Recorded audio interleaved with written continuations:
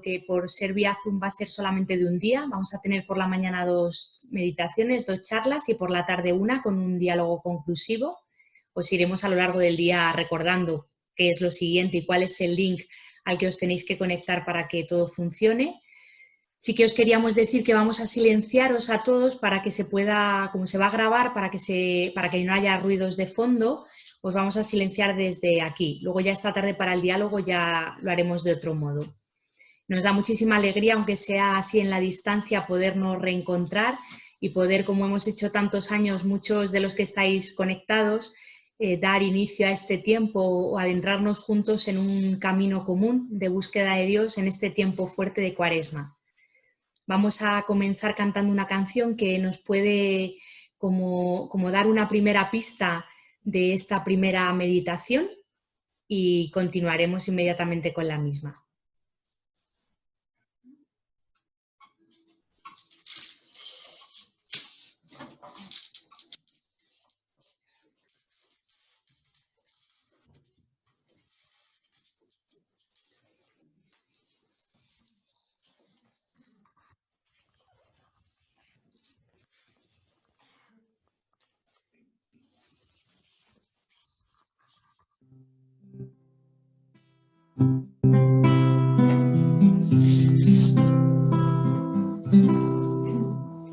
Conozco tu conducta y tu constante esfuerzo.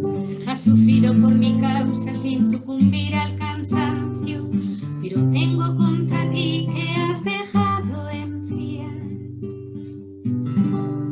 tu primer amor.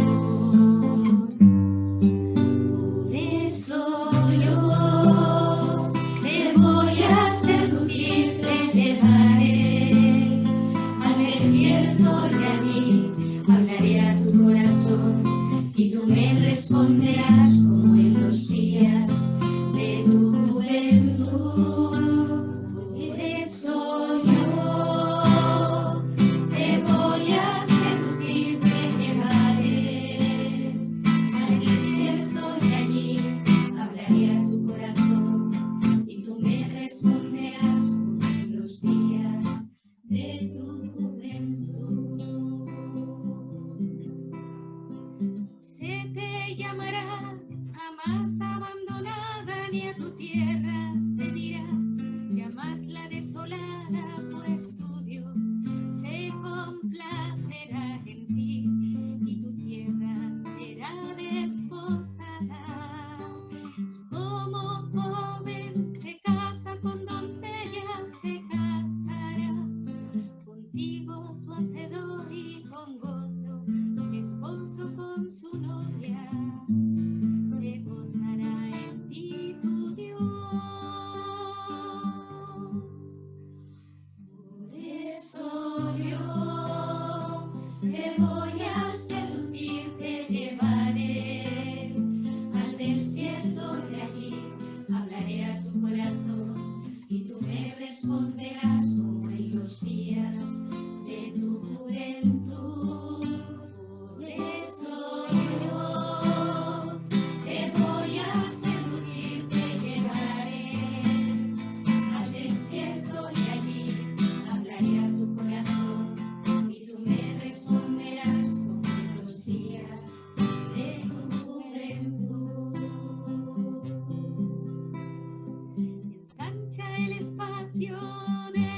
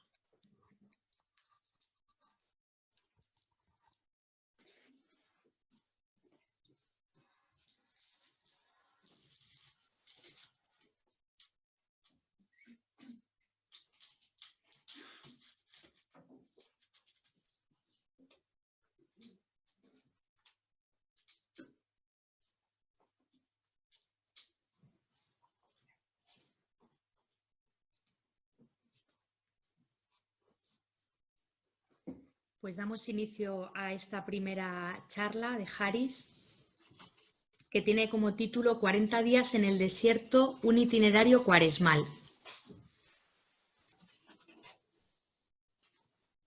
Antes de adentrarnos en el tema, me gustaría señalar algunos peligros que me parece que pueden estar encerrados cuando escuchamos este título.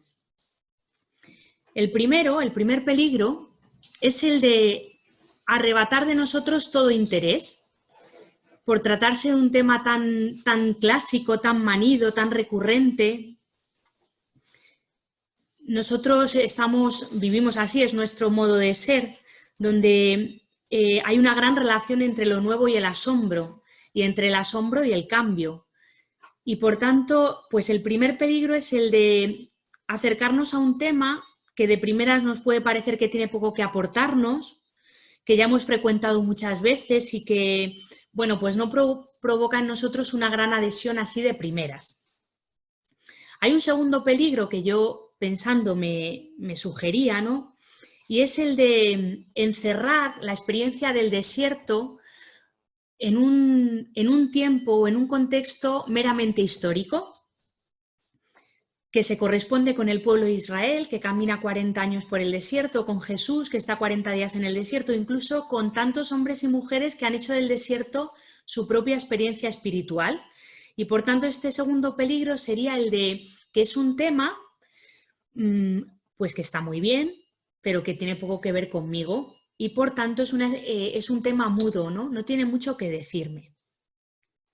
Y un último peligro que a mí se me ocurría, o ante el que yo misma me situaba, que no es poco frecuente, es el de inmediatamente asociar, como dice el título de la charla, el desierto y la cuaresma, inmediatamente ver una experiencia de despojo, una experiencia de abnegación, de mortificación, ¿no?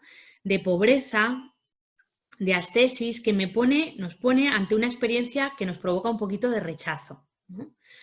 Porque nosotros estamos hechos para la tierra prometida, será lo que veremos a lo largo de la charla. Y entonces, pues esta es una experiencia que solo algunos, que son muy fuertes y que tienen ya un largo recorrido, pueden abrazar, pero nosotros, pues que estamos todavía caminando, pues sentimos que es una pereza empezar la cuaresma, ¿no? Es como un peso, ¿no? Que llegue pronto la vigilia pascual. Ayunos, no comer carne, todo este tipo de cosas que nos provoca un pellizco, ¿no? Bueno, pues ante estos tres peligros, seguro que hay más, estos son los que yo he pensado, estos tres peligros existen. ¿Por qué? Pues porque realmente la cuaresma, ¿no? La experiencia del desierto tiene algo que ver con un tema clásico, efectivamente es un tema clásico, es un elemento propio de la espiritualidad cristiana y efectivamente tiene un elemento de despojo, de pérdida. Pero la experiencia del desierto que se nos propone en la cuaresma tiene otro sentido totalmente distinto, que nos lo da la antífona del miércoles de ceniza, la antífona de entrada de la Eucaristía, que es del libro de la sabiduría. Sabiduría, por si luego la queréis leer, 11, 23, 26. Comienza así el miércoles de ceniza, comienza así este tiempo. Tú amas a todas las criaturas, Señor, y no desprecias nada de cuanto has hecho. Tú olvidas los pecados de cuantos se convierten y los perdonas, porque tú eres el Señor Dios nuestro. Fijaos que esta conmovedora invocación pone delante de nosotros lo que es la esencia de la experiencia en el desierto, que es la de la omnipotencia del amor de Dios. Esta experiencia de un Dios que ama incondicionalmente es la experiencia que vive el pueblo de Israel y que luego vivirá Jesús en su propia experiencia del desierto. La experiencia del desierto es la del señorío, el absoluto señorío de Dios sobre toda criatura, que se traduce en ternura, en un cuidado, en una constante voluntad por parte de Dios de que tengamos vida y vida en abundancia. Es verdad, y esto es muy importante, a mí me ha ayudado mucho el meditarlo este tiempo, no podemos olvidar que la experiencia que vive el pueblo de Israel en el desierto es una experiencia muy dura, que solo posteriormente fue idealizada en el Deuteronomio. Pero el libro del Éxodo, que es sobre el que yo he hecho esta charla, lo que nos encontramos es con una experiencia muy dura. Y repito, ya es en la tierra prometida, cuando el pueblo está instalado en la tierra prometida, cuando allí vuelven a tener una experiencia de idolatría, y en esta experiencia de idolatría es cuando empiezan a recordar que el desierto fue un tiempo de bondad de Dios, como el desierto fue un tiempo donde Dios se hizo presente, un tiempo privilegiado. Pero realmente, ¿no? Si no tuviéramos esta relectura del Éxodo, esta relectura de la salida del pueblo de Israel, lo que tenemos es que el desierto fue un tiempo de prueba, ¿no? Fue un tiempo de idolatría, donde el pueblo tocó su profunda debilidad, donde el pueblo experimentó la infidelidad a Dios, pero donde, y esto es muy importante, donde esta infidelidad y esta torpeza no tuvieron la última palabra, sino que justamente fue la misericordia de un Dios que se hizo salvaguarda, guía y compañía del pueblo, lo que el pueblo recordó. Esto es precioso. Fijaos que el desierto es un lugar estéril y hostil, es un lugar que echa para atrás. No es el lugar donde el hombre ha sido llamado a vivir, no es un lugar habitable, sino que el desierto es el camino a la tierra prometida. Esto es muy importante. Pero nosotros, que como veremos estamos hechos para la tierra prometida, solamente podremos llegar atravesando un desierto. No hay otro camino. Y fijaos, del mismo modo nosotros no hemos sido creados, ¿no?, para vivir en el desierto, sino que nuestros desiertos, en los que vamos a profundizar en esta primera meditación, son un paso necesario para llegar a esta tierra que es nuestro hábitat, la tierra donde emana leche y miel, esta tierra abundante, esta tierra que da más de lo que el hombre esperaba. En la vida nosotros, ¿no?, porque se trata de encarnar esto, cuando nosotros experimentamos el desierto, la incertidumbre, esta incompletud, cuando experimentamos la pobreza y la insatisfacción, cuando tocamos nuestra condición humana tan pobre, tan débil, es cuando estamos en el momento de podernos adentrar en el desierto. Y la Iglesia, que es madre, por eso nos presenta la imagen del desierto con este doble sentido. Y este doble sentido sí que me gustaría que quedara muy claro porque es sobre el que va a vertebrarse la meditación. Por una parte, la Iglesia nos propone esta imagen del desierto como un lugar de libertad. Es verdad que un lugar de libertad donde no se escatima el dolor, la precariedad, la incertidumbre, el miedo. Y por otra parte, un lugar de paso, donde la tierra prometida es la meta. Por eso el desierto del que vamos a hablar, como una propuesta para vivir la Cuaresma, está orientado, como todo en la vida cristiana, a la Pascua. Ya no hay desierto sin tierra. Ya no hay Cuaresma sin Pascua. No tendría sentido una vida en el desierto, no tendría sentido entrar en esta experiencia de fragilidad sin un horizonte de gracia. ¿Cómo vivió esta experiencia el pueblo de Israel? El desierto para el pueblo de Israel tiene un elemento paradójico. Porque, en primer lugar, desde un plano natural, desde un punto de vista natural, el desierto es concebido como una tierra que no ha sido bendecida por Dios. ¿Cuál es el signo de esta no bendición? Pues es una tierra que no tiene agua y es una tierra que tiene una raquítica vegetación que hacen que la vida del hombre sea imposible. Este es el signo de la no bendición.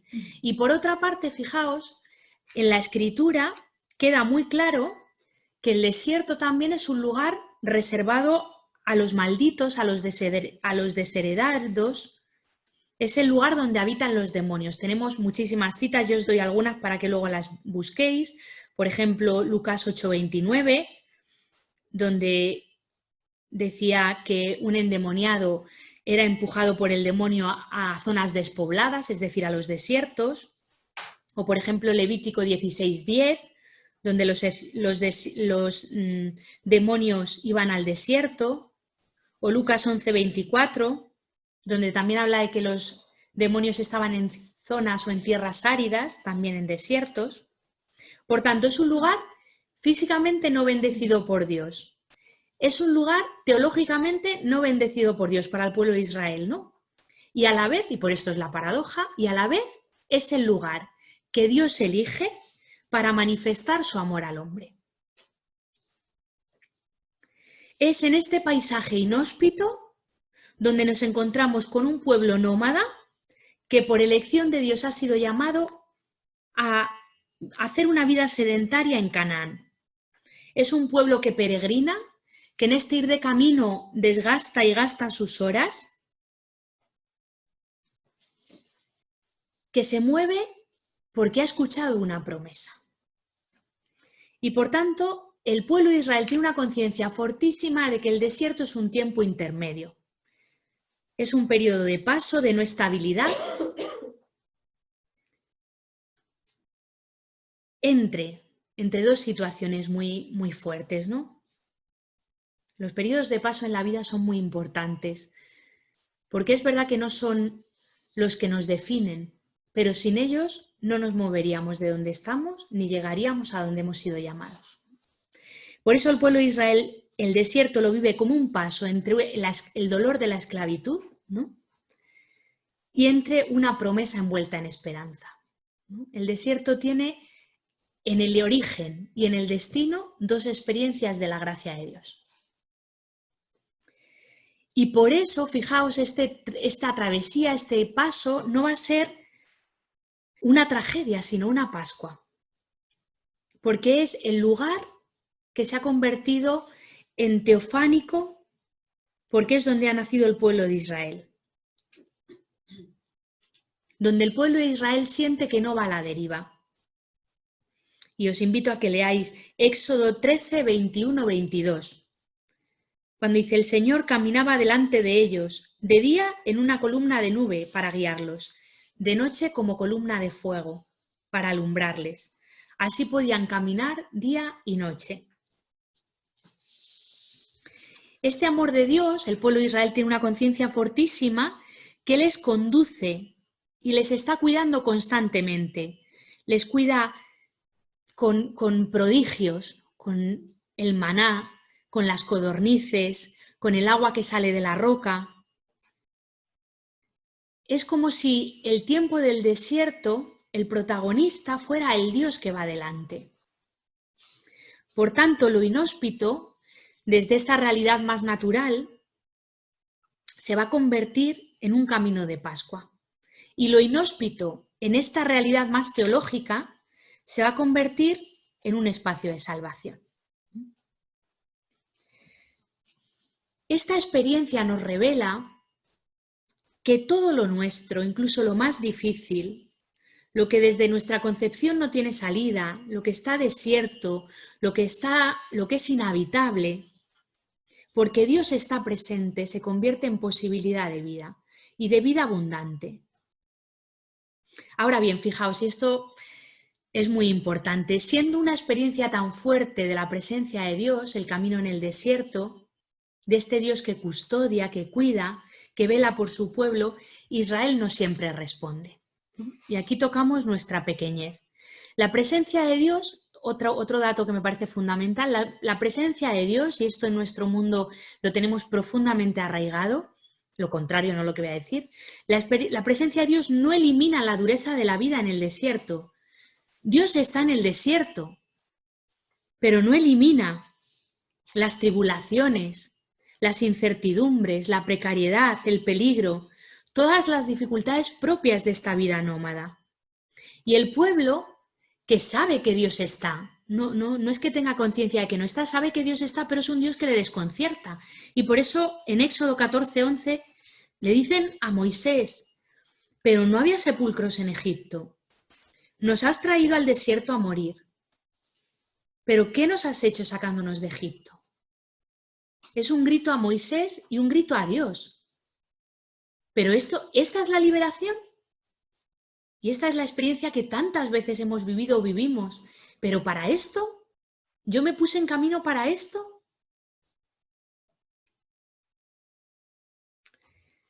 Fijaos que siendo un camino de liberación, hay una memoria en el pueblo de Israel, hay una memoria que se convierte en ratonera, en una salida fácil, en un camino falso de salida. Porque el pueblo empieza a recordar Egipto como un lugar donde vivían bien, cosa que no era verdad. Donde el pueblo de Israel vive una memoria selectiva que les lleva a olvidar el pasado de esclavitud y empiezan a idealizar la vida en Egipto. De algún modo, fijaos, revela algo de nosotros, ¿no? Nosotros tantas veces nos acomodamos en la esclavitud, porque se convierte en nuestro espacio de seguridad. Y llega a tal punto esta experiencia, que ahora veremos que es la nuestra también, que el pueblo de Israel llega hasta la idolatría, ¿no? Es decir, este no es el Dios que nos interesa.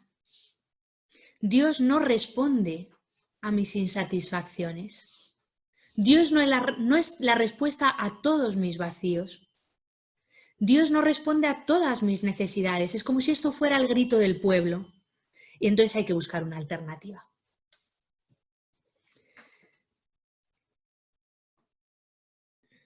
Y es en esta alternativa que dura muy poco, ¿no? Donde el pueblo, literalmente saliendo de la idolatría, se consolida como un pueblo nuevo.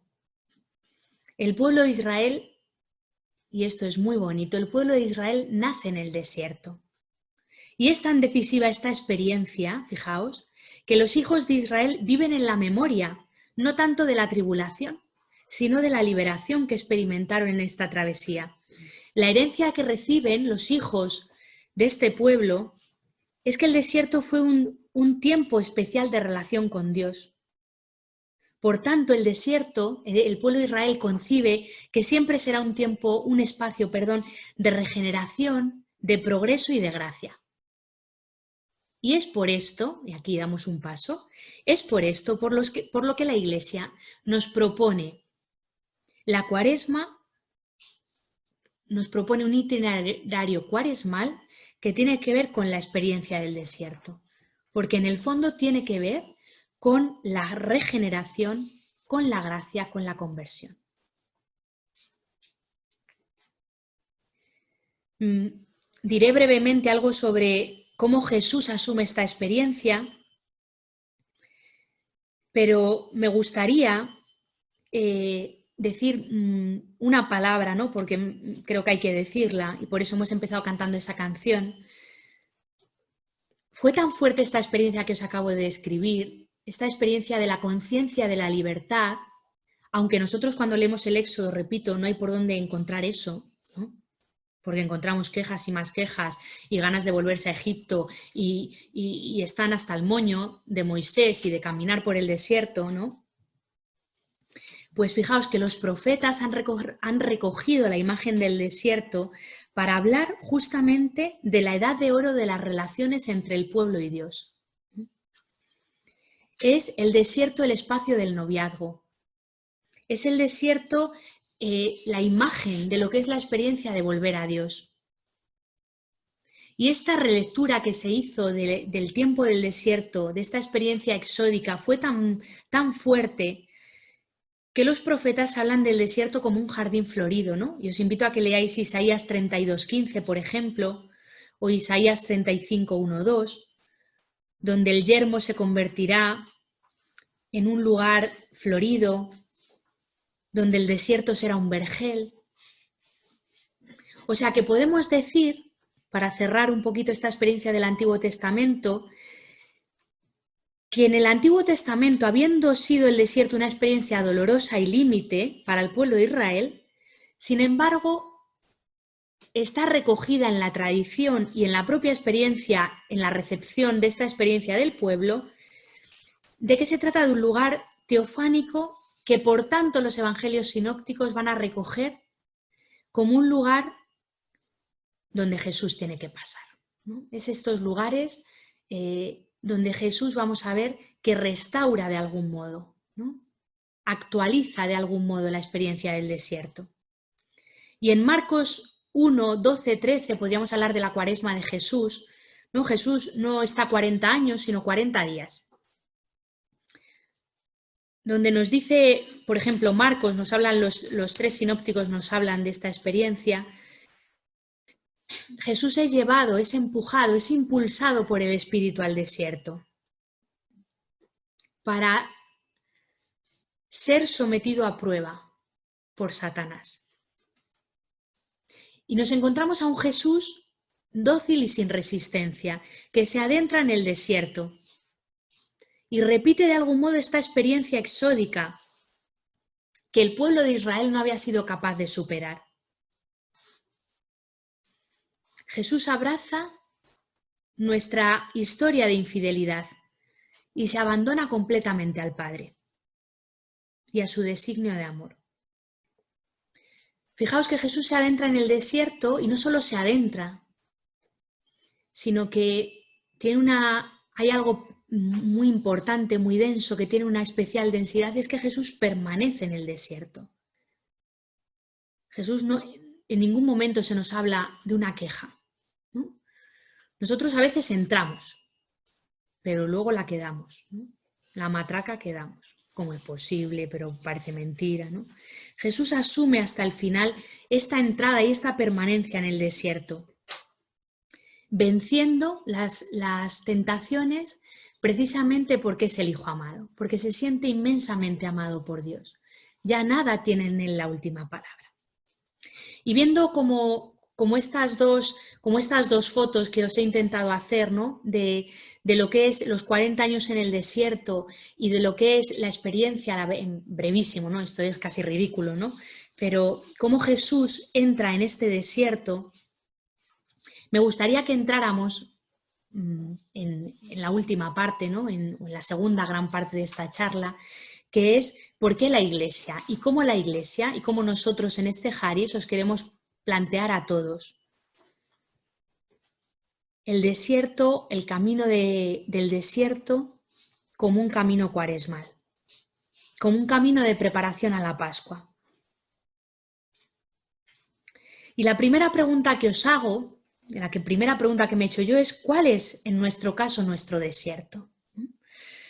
¿Cuál es este espacio que yo estoy llamado a recorrer?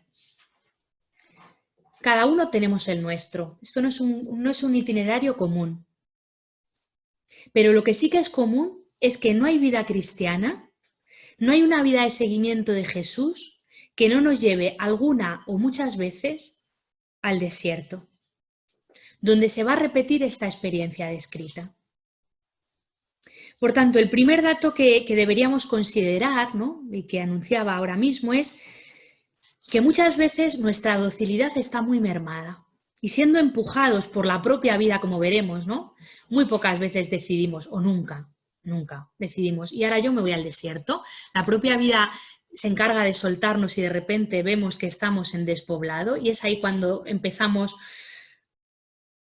ahí empieza el camino. Muchas veces la primera experiencia con la que nos topamos nosotros, ¿no? es con la resistencia a entrar y a permanecer en el desierto. Queremos resolverlo rapidito. ¿Dónde está el camino? ¿Cuánto vamos a tardar? ¿Cómo se llega? Pero usted me asegura que llego. Por tanto, el primer dato es que nuestra docilidad está mermada y que a veces la primera pregunta que nos tenemos que hacer es: ¿por qué yo tengo esta resistencia a entrar en el desierto? Bueno, pues yo que he tenido la suerte y la posibilidad de pensarlo, ¿no? Para que ahora también vosotros lo penséis, pues yo voy a intentar responder a esta pregunta, ¿no? En primer lugar, porque entrar en el desierto, tenemos de fondo, ¿no? Esta imagen del pueblo de Israel y de Jesús.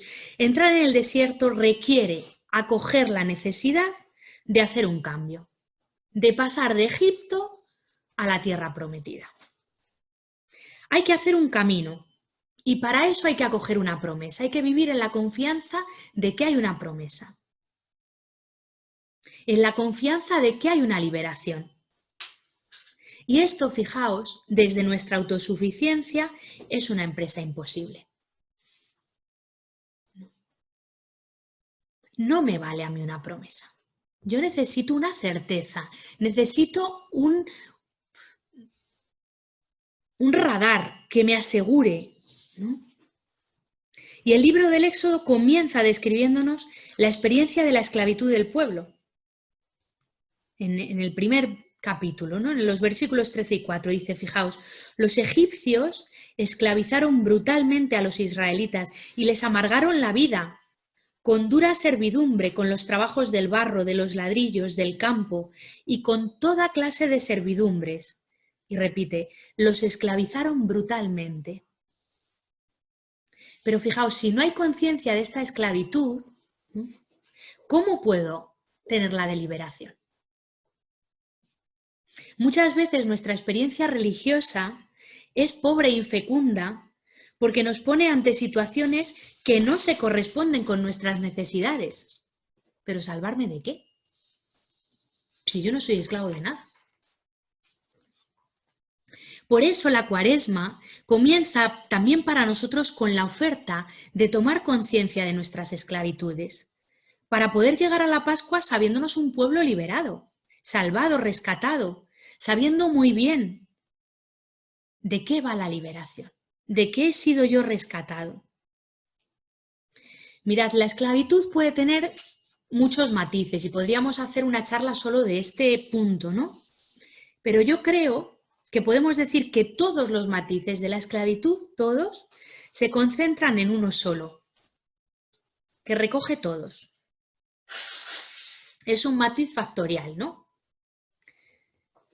Y es que la gran esclavitud que vivimos es la esclavitud de nuestro propio yo. Somos esclavos de nuestro yo, de nuestras ideas de nosotros mismos, de nuestros miedos, de nuestras inseguridades, de nuestras máscaras. Somos esclavos de nuestros éxitos, de nuestras compensaciones, de nuestras satisfacciones. Fijaos, somos esclavos tantas veces de nuestras imágenes de Dios, de nuestras experiencias espirituales. Vivimos respondiendo continuamente a las demandas de nuestro propio yo, siendo este nuestro dueño, el que dirige lo que hacemos, el que nos dice por qué hay que vivir. Por tanto, os invito a todos a comenzar nuestro camino por el desierto en esta Cuaresma tomando conciencia de mis esclavitudes, haciendo pues una verdadera entrada en lo profundo y reconociendo mis esclavitudes para poder suplicar ser liberado. Si no, ¿qué voy a suplicar? Para poder ser liberado, de la imagen falsa de mí mismo. Por tanto, fijaos que no vamos a comenzar, nos proponemos empezar la Cuaresma con una lista de propósitos, ¿no? Sino con una lista de esclavitudes que desearíamos superar, que desearíamos que se nos arrebataran. Quisiéramos, por tanto, no ser los protagonistas de la Cuaresma, nosotros, sino abrirnos a la libertad de un Dios que nos saca de nuestra propia tierra, que es este yo, y nos pone ante un horizonte nuevo. Y es en esta conciencia de mi esclavitud, es en esta conciencia de aquello que me ata, desde donde, como el pueblo de Israel, nos dice el Éxodo en el capítulo 3, en el versículo 7, dice Yahvé, he oído la aflicción de mi pueblo, he escuchado el clamor ante sus opresores y conozco sus sufrimientos. Por tanto, fijaos que la liberación, por eso es tan importante la esclavitud, la liberación parte de Dios que oye la súplica del pueblo que le grita, libérame. Dios no entra, no arrasa en nuestra vida. La liberación comienza con la escucha de un clamor. Por eso es necesario entrar en mi esclavitud y elevar un grito de petición. Y este paso no es tan sencillo. Decimos, muy bien, venga, sigue, que esto ya no lo sabemos. Ay, ojalá. Porque ser liberados de la opresión, fijaos, es reconocer, esto es lo más importante, es reconocer y aceptar perder nuestros espacios de seguridad. Porque es que yo donde estoy esclavo es donde me siento en el fondo seguro. No me falta de nada. Aunque sea una vida, pongan ustedes la palabra que quieran detrás, ¿no? Aunque sea una vida horrible. Requiere acoger nuestras esclavitudes, requiere acoger nuestros espacios donde se mantienen, renunciar a estos espacios donde nuestras necesidades están satisfechas. Mis 4 cocinas. Es una vida pobre, ya lo sé, no me lo recuerde. Pero hombre, estoy tranquila. ¿No? Todos los que hemos entrado nosotras en la vida religiosa, imagino que vosotros, yo tantas veces les digo a las más jóvenes de la comunidad, ¿no? Esta frase que ellas dicen continuamente, ¿no? A mí esto nunca me pasaba, ¿no? A mí esto nunca me pasaba. Yo preparando esto me acordaba, esta es la experiencia espiritual por antonomasia que vivimos, no de postulantes, toda la vida, ¿no? Es decir, pero con lo bien que yo estaba en Egipto, ¿pero qué me hizo a mí meterme en este embolado? ¿No? Reconocer mis esclavitudes, fijaos, un paso más, no es fácil, ¿vale? Pero tantas veces, aunque no es fácil, se nos ponen delante y no nos queda otra, ¿no? Como decíamos muchas veces, no lo elegimos. Son una evidencia. Ahora bien, estar dispuestos a abandonarlas es una cuestión más complicada todavía, ¿no? Reconocerlas todavía. A veces, ya digo, están aquí. Solo basta no ser ciego. Pero estar dispuesto a abandonarla nos pone ante una situación de muchísimo miedo, de mucha desconfianza, de mucha inseguridad. Por tanto, si la liberación comienza con la escucha de un clamor, Dios que escucha nuestro clamor, la pregunta que tenemos que hacernos es ¿cuáles son nuestros clamores? ¿Cuáles son tus clamores? ¿Por qué gritas? ¿Por qué suplicas? ¿Cuál es esa experiencia de esclavitud que te hace elevar una súplica, sálvame? Porque fijaos, si esta súplica no brota de nuestras grietas, no brota de estos espacios interiores donde somos inconscientes, donde experimentamos la suma vulnerabilidad, la pequeñez, no vamos a poder ser liberados de lo que justamente nos esclaviza. Y entonces estaremos dando vueltas sobre asuntos que no están mal, pero que no son los urgentes de nuestra vida, no son los que nos vertebran. Y podremos hacer una cuaresma donde como menos, donde soy más agradable, donde intento nuestros proyectitos, ¿no? Estas cositas que yo controlo, ¿no? Pero no entraremos en ese espacio que justamente ese es el de la esclavitud, donde yo no controlo. Solo puedo ser liberado de eso que yo no controlo. Si yo lo controlo ya no es esclavitud. Por tanto, ¿cuál es mi espacio de esclavitud y cuál es mi grito? ¿Cuál es mi grito? Y como al pueblo de Israel, ante nuestra ceguera y no aceptación de lo que somos y nos duele, pues también buscaremos otros dioses, no nos tenemos que asustar. Dioses que no nos pongan en cuestión, que nos digan a todo, qué bien lo haces, qué buena eres. Madre mía, vas de bien en mejor subiendo. Nos adheriremos a esos dioses facilones, a esas experiencias facilonas, que no nos señalen esos espacios donde estamos llamados a ser curados, y de eso somos todos testigos. Cuando alguien nos dice algo, oye, ¿no te has dado cuenta, Patricia, de esto que estás viviendo? Y cuando yo no lo acepto, de lo que yo me doy cuenta es que digo, no me entiendes, déjalo. Ya hablaré con otro que me entienda. No, ya hablaré con otro que me dé la razón. Ya hablaré con otro que no me ponga en cuestión. Vivimos sin duda en la idolatría, no de un becerro de oro a lo mejor, pero sí de nuestra imagen y de la imagen de Dios, que nos asegura, que no nos pone en cuestión y que en definitiva nos mantiene en nuestra inconsistencia. En esa inconsistencia en la que estamos tranquilos.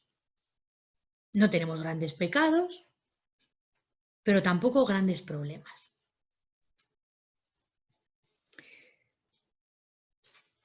Y en Isaías 32 dice que al ver el pueblo que Moisés tardaba en bajar del monte, ¿no?, se reunió con Aarón y les dijo: anda, haznos un Dios que vaya delante de nosotros, puesto que no sabemos qué ha sido de Moisés. Nos dijo que subía al monte y aquí no baja, pues haznos un Dios, ¿no? Ante la tardanza del Dios que no responde inmediatamente a estos espacios de vacío, el pueblo busca una alternativa, como nosotros. Nosotros tantas veces respondemos así ante Dios. Es sumamente sencillo caer en la idolatría, en la búsqueda de un Dios que me satisfaga, que me dé gustirrinín, ¿no?, con el que yo estoy en paz. En busca de este Dios que en el fondo se corresponde con todas mis necesidades. De nuevo, esta idolatría no nos sitúa, como cuando hablamos de la esclavitud, ante este yo pegajoso que somos cada uno de nosotros, este yo idolátrico que reclama tanto, que nos hace buscar fuera, que nos pone en una dinámica superficial. Por tanto, fijaos que la experiencia de Dios es idolátrica, la nuestra, cuando es egocéntrica y cuando nos mantiene cerrados frente a los otros. Por tanto, el signo de la liberación de esta idolatría va a ser una alegría humilde, que poco a poco va apoderándose de nuestro interior, una alegría que nace en lo profundo de nosotros, cuando hemos renunciado a fabricar otros dioses. Cuando hemos renunciado y hemos dejado a Dios ser Dios, con el silencio y el misterio que le son propios, aunque no me satisfaga. Salir de la idolatría es abrazar el secreto de Dios, que yo no controlo. Es salir de mí mismo, es iniciar mi propio éxodo. Este es el camino de la Cuaresma. Hay un texto de un autor, Recalcati, que cuando escribía esto me acordaba de él. Dice, él se refiere al amor humano, pero os lo voy a leer porque desde esto que estamos diciendo me parece que se puede hacer una transposición al ámbito de Dios. Dice él, el amor no es empático, no está fundado en la comprensión recíproca, en compartir, sino que es, fijaos, el amor es respeto por el secreto absoluto del otro, por su soledad. El amor se basa en la lejanía de la diferencia, en lo que no puede compartirse, en la realidad inasimilable del dos.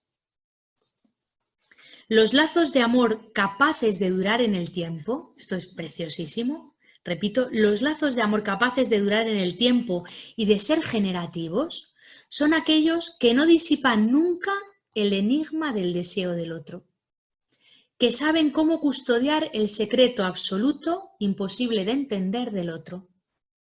Solo contra el telón de fondo de esa soledad, de ese enigma que cada uno es y debe seguir siendo para el otro, además de para sí mismo, puede darse la relación con el otro.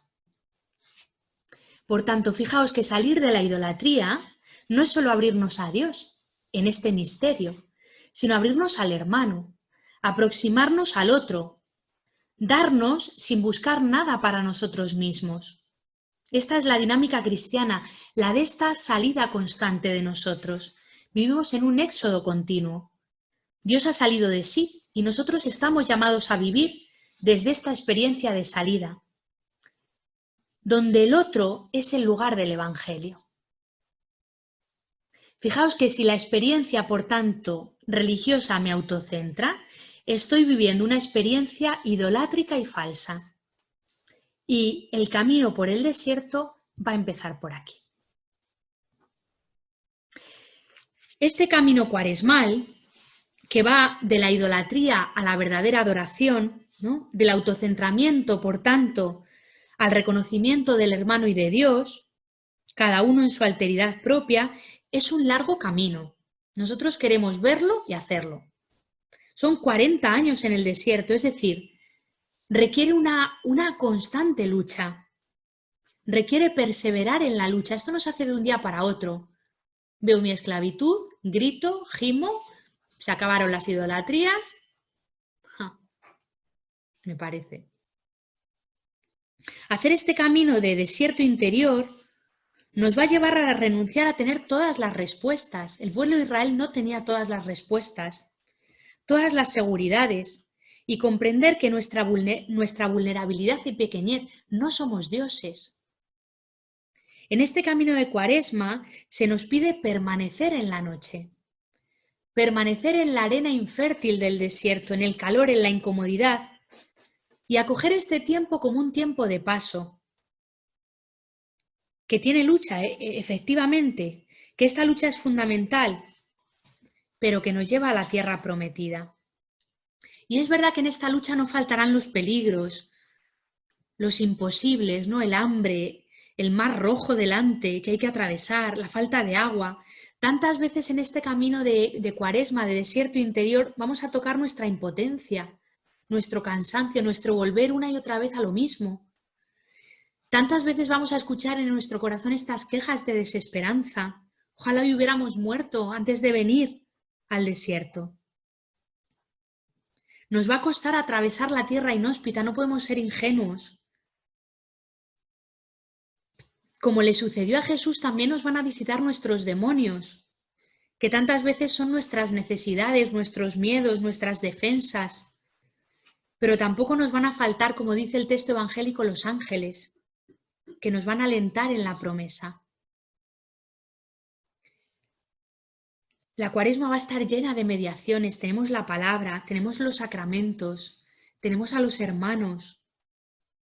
Vamos a vivir en una lucha donde la gracia y la fragilidad van a ir de la mano.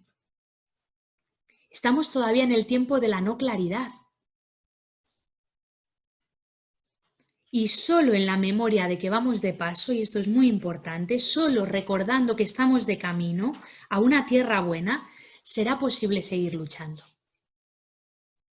Solo podremos seguir luchando en la conciencia de nuestro ir de camino. Y solo en nuestro desierto, en este tramo existencial, afrontaremos la verdadera batalla de la vida, donde se toma la decisión definitiva, que es la de confiar que tras la arena tediosa del desierto, tras mis hambres, tras mis idolatrías, tras mis calamidades, hay una tierra que me saca de mí mismo.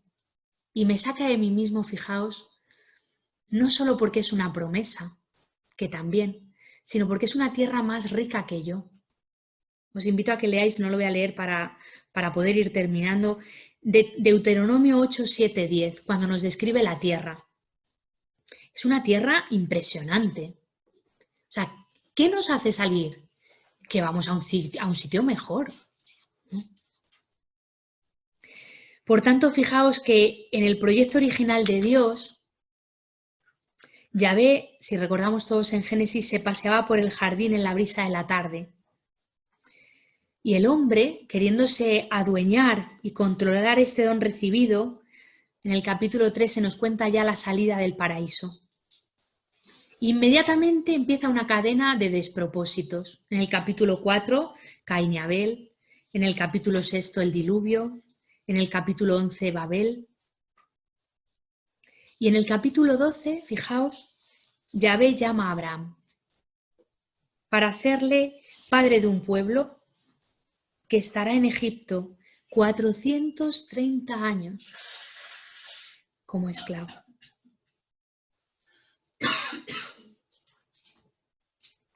El desierto, por tanto, en la memoria del pueblo va a ser un Edén, porque de nuevo les pone ante un Dios que camina, como en Génesis, que camina con ellos. Nuestro desierto aceptado y abrazado, aquel que nos pone ante esta vulnerabilidad de la que hemos hablado, es la que nos abre una experiencia paradisiaca, que es la de la dependencia radical de Dios. Esta es la Cuaresma. El desierto es una experiencia paradisiaca y así lo recogen los profetas, como hemos citado al principio. porque es la experiencia de la radical dependencia de Dios. El pueblo ha experimentado que de Dios viene todo, que de Él lo espera todo. El desierto nos pone también a nosotros ante nuestra experiencia esencial. Nosotros también estamos llamados al desierto en esta Cuaresma para experimentar la radical dependencia del amor de Dios. Esta experiencia radical de filiación es la experiencia de la Cuaresma. Fijaos que si el desierto nos hace hijos, porque es donde comprendemos que todo me viene de Dios, que todo lo recibo de Él. Primera premisa, ¿no? Si el desierto es el lugar de la filiación. Segunda, si la conversión no tiene otro objetivo que la de ser hijos. Si la conversión no es un cambio moral, sino es un cambio esencial en nuestra identidad profunda. Concluimos, tercera premisa. Por tanto, el desierto será el lugar de la conversión, porque es el lugar donde volvemos a esta radical identidad. En el desierto no hay posibilidad de distracción. Estamos ante nuestras hambres más profundas, ante nuestras búsquedas más significativas.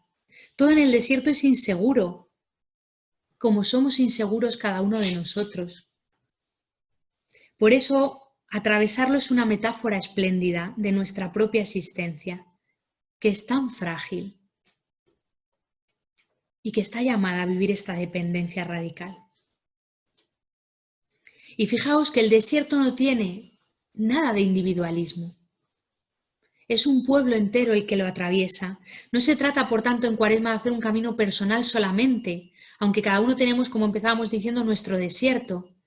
Pero en este desierto personal estamos llamados a vivir como pueblo, a hacer un camino común.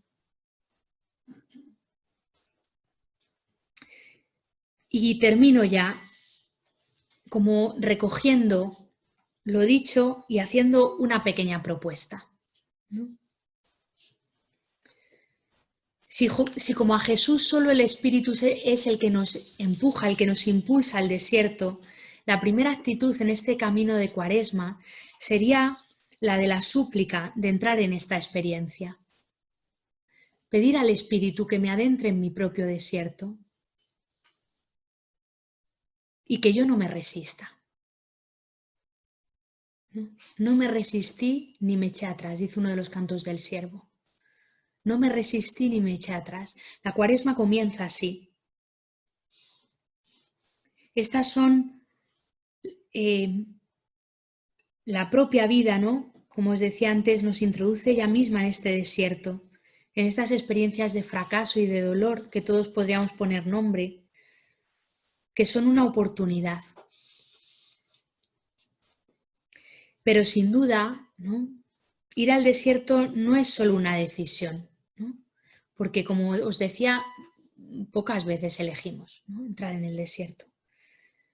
Pero también requiere de nuestra aceptación, de nuestra asunción. Por eso quisiera proponeros entrar en esta experiencia reconociendo en primer lugar nuestras esclavitudes, como os decía, con la certeza de poder ser liberados, con la certeza de que Dios me escucha.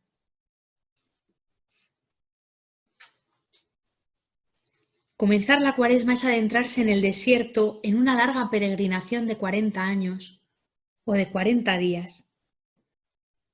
Una larga peregrinación a lo profundo del corazón. No para autocentrarnos, como hemos dicho hasta la saciedad, sino para liberarnos de todas estas dinámicas que nos atan y nos mantienen en nuestros Egiptos. Y fijaos que para este camino, nuestra gran aliada no va a ser la fortaleza, sino la confianza en medio de la fragilidad. Él va adelante, Él va a la derecha, Él va a la izquierda, Él es el fuego en la noche, Él es la nube durante el día. Él nos da todo lo necesario para vivir y solo nos pide nuestra humilde perseverancia en la lucha. Nos pide que perseveremos en esta lucha entre nuestra memoria herida, que incluso recuerda la esclavitud como tiempo favorable, y la promesa de una libertad que tantas veces se torna fatigosa e incluso paradójicamente indeseable. Sí, eso está muy bien, pero hasta que lleguemos, madre, si la tierra es preciosa, pero mira, prefiero menos, pero ya. Atravesar el desierto, en definitiva, será vivir en la conciencia de estar en un camino de salvación y libertad que yo no controlo, que no depende de mis esfuerzos, que no es fruto ni siquiera de mi trabajo personal, sino de la acogida incondicional de un amor que da horizonte a mi hoy, que es pobre pero confiado. Mi hoy peregrino se esclarecerá en el mañana de la estabilidad en Dios. Mi ir de camino de hoy es la única posibilidad para vivir en Él. Por eso os invito, os voy a hacer alguna pregunta para la meditación que nos pueda ayudar a entrar en esta experiencia que, como veis, es tan personal, ¿no? Y tan comunitaria, tan de la Iglesia. Primera pregunta, ¿tengo conciencia de mis esclavitudes? De esas que yo no controlo, no de comer un poquito menos, que eso lo controlo. ¿Cuáles son mis Egiptos? ¿Cuáles son esos espacios donde yo, esclava, me siento relativamente cómoda? Segunda pregunta, ¿yo tengo conciencia o tengo experiencia de mis idolatrías? ¿Yo tengo conciencia de este Dios al que busco, que me satisface, que en el fondo es un espejo de mí mismo, que es mi alter ego, que es el yo que a todo me dice sí, sí, por eso con Dios me va estupendo? Con los hermanos regular, pero con Dios... Tercera pregunta, ¿de qué necesito ser liberado? Dices, pero hombre, ¿esto no es lo mismo que si tengo conciencia de mis esclavitudes? Sí y no. Porque en esta pregunta os invito a que elevéis en esta Cuaresma un grito al Señor. ¿De qué me tiene que salvar? ¿De qué me tiene que liberar? Y que esto se convierta en nuestro grito. Tantas veces, como os decía, será: libérame de mi autosuficiencia, libérame de mi poder. Bueno, la Cuaresma es una ayudilla, ¿no? Pero bueno, que yo puedo, ¿eh? Y por último, os invito a que vivamos esta Cuaresma con la conciencia de este estar de paso hacia la tierra prometida, hacia la Pascua. El desierto será el espacio de la salvación. El espacio será el lugar que nos distancie de la esclavitud. El espacio será el contacto profundo con mi inseguridad. Y por tanto, el desierto será mi lugar de absoluta dependencia de Dios, del que todo lo recibo.